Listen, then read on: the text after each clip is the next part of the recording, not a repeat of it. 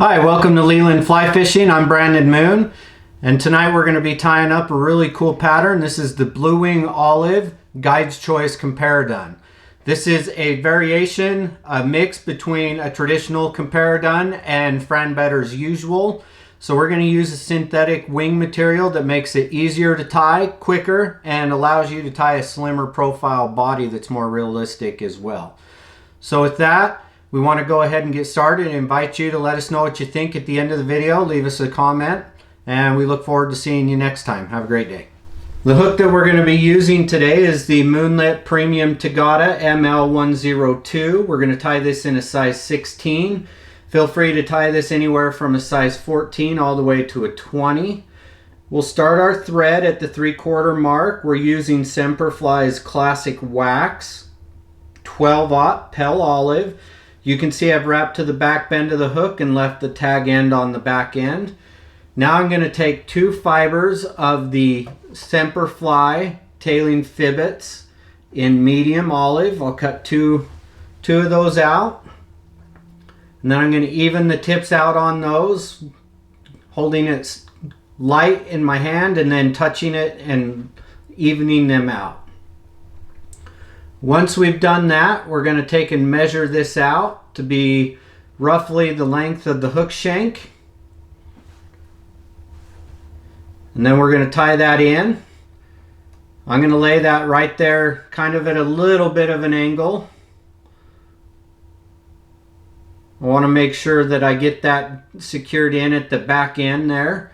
Couple wraps over the top. Now I'm just going to take and make sure I slide that up over the top there. Now I'll use my fingers to kind of separate the tail just a little bit. Once I've separated the tail, I'm going to take that tag end of thread and pull it through.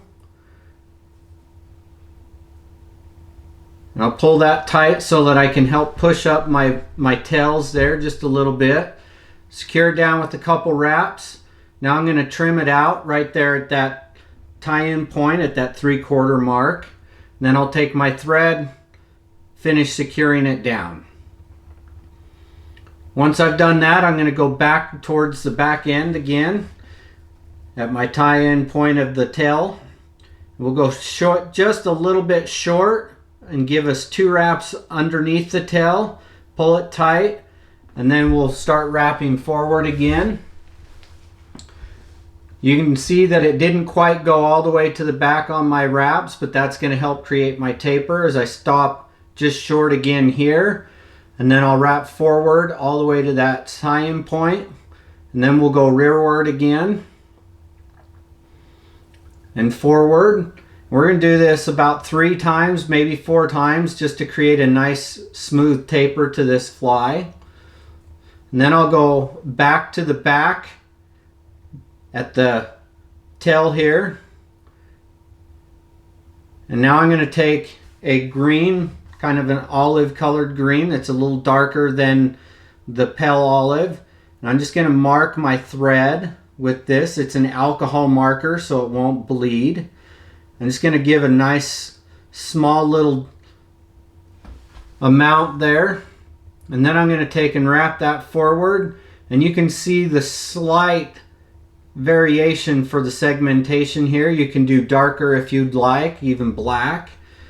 I just like a subtle segmentation here.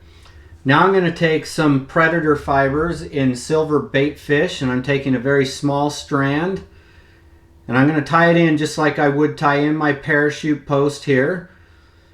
I've got I don't tie this even on both sides, but I want both sides to have some length to it, and you'll see why here in just a second. I'm going to kind of help prop that up over the top in front.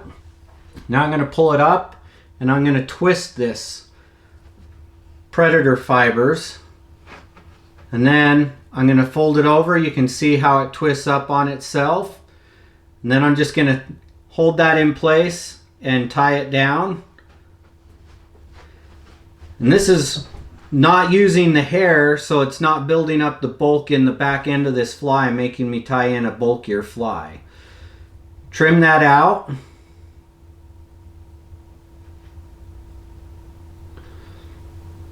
And I'll secure it down, just a few more wraps in front. Then I'll go in back. Now I'm just going to take some Moonlit beaver dubbing in pale olive. We like the beaver dubbing for dry flies. It's nature's dry fly dubbing.